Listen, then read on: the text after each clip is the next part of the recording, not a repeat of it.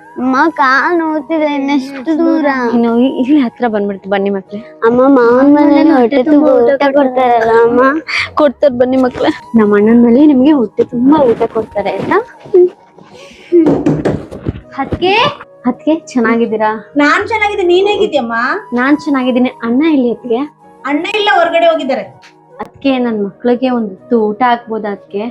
ಅಯ್ಯೋ, ನಮಗೆ ಮಾಡಿ ತಿನ್ಲಿಕ್ಕೆ ಕಷ್ಟ ಆಗಿದೆ ನಮ್ಗೆ. ನಿನಗ್ ಬೇರೆ ನಿನ್ ಮಕ್ಳಿಗೆ ಬೇರೆ ಬೇಯಿಸಿ ಹಾಕ್ಬೇಕಾ ನಾನೀಗ? ಅದ್ಕೆ ಆಯ್ತು, ಅಣ್ಣ ಎಲ್ಲಿದ್ದಾರೆ ಅದಕ್ಕೆ ಒಂದೇ ಒಂದ್ಸತಿ ಮಾತಾಡ್ಸ್ಕೊಂಡು ಹೋಗ್ತೀನಿ. ಅಣ್ಣನೂ ಇಲ್ಲ ಅದ್ಕೇನೂ ಇಲ್ಲ, ನೀನ್ ಹೋಗಿ. ಅಣ್ಣ ನಮ್ಮೋನಾದರೂ ಅತ್ತಿಗೆ ನಮ್ಮೋಳ, ಬಾಳೆ ನಮ್ಮದಾದರೂ ಭಾಗ್ಯ ನಮ್ಮದ.